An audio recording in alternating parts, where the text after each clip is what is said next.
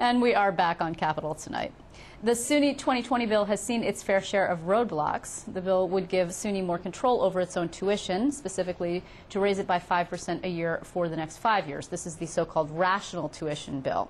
Now, some lawmakers said the increases were necessary to help the state's public colleges foster economic growth, while others argued that the tuition hikes would make college unaffordable for low-income students. A big fight here. As session was nearing its scheduled end, 3 different versions of the bill were circulating around the Capitol. And then earlier this week, the bill got another shot when it was tied into what's known as the Big Ugly.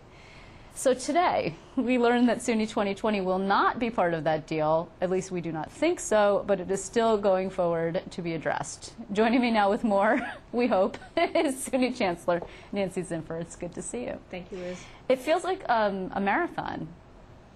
Well, it's the end of the session, and I wish I had more to say about the progress of the bill or bills. I don't, of course, and so my role is still to explain what the package would look like. Yes.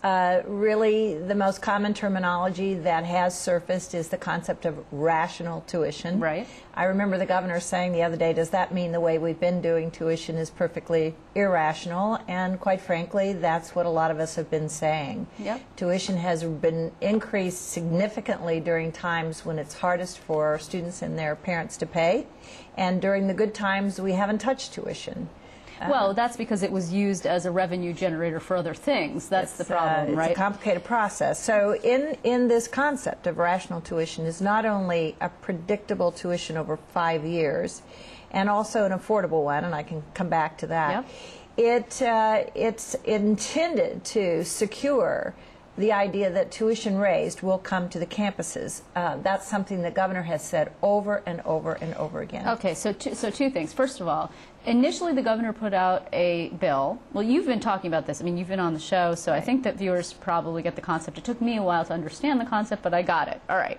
So the governor puts out a bill, and he says, I believe that rational tuition should be 5% a year over 5 years for the 4-year schools, with the exception of the research schools, which would have the ability to raise an extra 3% a year. Right. This is what the governor said. The legislature says, no, we think that's too high, actually. So now what we're looking at is $300 a year, is that right. correct? That's over correct. 5 years? Over 5 years. And not an extra for the research institutions, right? Everybody gets $300 a year over 5 years. Well, we haven't seen the bill, right. But we know that the governor is very supportive of our university centers, our doctoral institutions, really being able to step up and be the economic engine. So what will be the vehicle for that?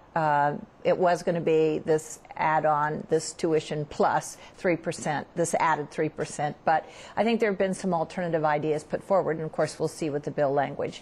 But what we're excited about is that the governor understands unequivocally that our research universities, and quite frankly all of SUNY, can be that economic engine, and he wanted to acknowledge that. Well, and apparently the legislature has come around to that particular point of view, although not necessarily to the level, to the ideology, right. embracing the right. idea that a predictability in tuition is actually something that they can get on board with. And quite frankly, affordability, because $300 a year added to our $4,970 tuition still makes us the lowest tuition in New England or the Northeast, and in the lowest quartile of tuition around the country for resident undergraduate students. So I think we've maintained our commitment to affordability.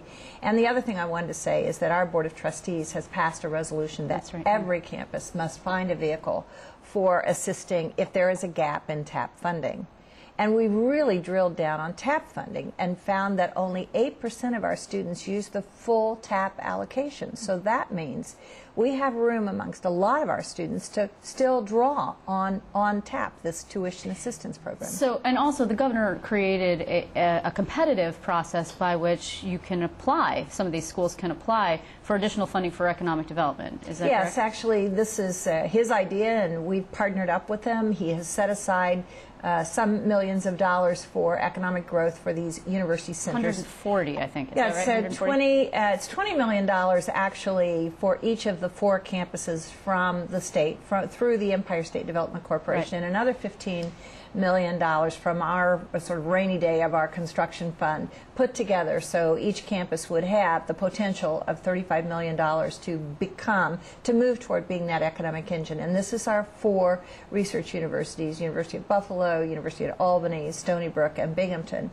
And they are, in any state, the drivers, the major drivers. But again, with rational tuition, we'll put more money back into our classes, our class size, our advisors, especially our faculty, so that we're graduating students job ready across the state. What is not in this agreement, or this framework, or this whatever you want to call it, is a lockbox, language that says specifically, and as you mentioned earlier, that there will not be a sweep, as we have seen under various different funds, including SUNY's, to plug holes that are unrelated. The governor, however, has said, as you mentioned, this is very important and that practice would stop. So it really is about a trust situation. So you guys have to, and the legislature has to trust the governor that he means it. And do you? Oh, I do. And the interesting thing about it is that really at the conclusion of this summit we had on University of Buffalo being an economic engine, and what was followed by a summit on Stony Brook, he must have said several times over in front of the media and on video, this is my intent. The funds that are collected for tuition must go to the campuses to do just exactly what we're committed to, which is to make sure courses are available so that degrees can be completed and students can graduate on time, and that we can have the advisors we need and the faculty we need. So I think that's been said publicly in front of multiple audiences, and I, for one, have found the governor to make good on really every commitment he's given to us. See, the problem is, though, that Governor Cuomo, although, and this is a silly thing to say, it sounds like because he's only been around for 6 months, but he won't be around forever, right? I mean, he may run for another term, he may run for 3 terms, 4 terms, I don't know. But eventually, the SUNY system will continue into perpetuity. I hope I'm so. sure you hope. And then some other governor might come along, some other legislature might come along and start sweeping, because there's no trust necessarily built with an individual who's not around yet. Well, there are some technical reasons why you would not put this in law. But, you know, this is such a tuition reform, this 5-year plan. And my belief is that that will be enough time to establish the kind of solid precedent we need, that tuition goes to the campuses to serve the students. I think everybody understands that.